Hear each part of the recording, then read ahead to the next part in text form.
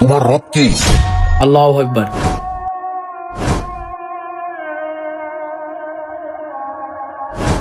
আল্লাহ। তোমার দিন কি? ইসলাম। তোমার নবী কে?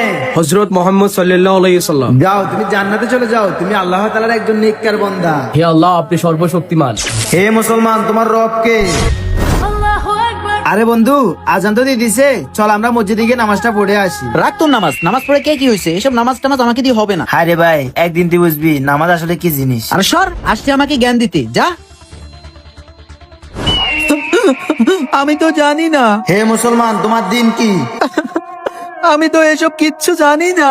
তোমার নবীর নাম কি? না না, আমি তো এসব কিচ্ছু জানি না। তুই আল্লাহ তাআলার একজন পাপিষ্ঠ বান্দা, যা তুই জাহান্নামে চলে যা। না না, আপনি আমাকে জাহান্নামে দিয়েন না। আমি জাহান্নামের আগুন সহ্য করতে পারবো না। না।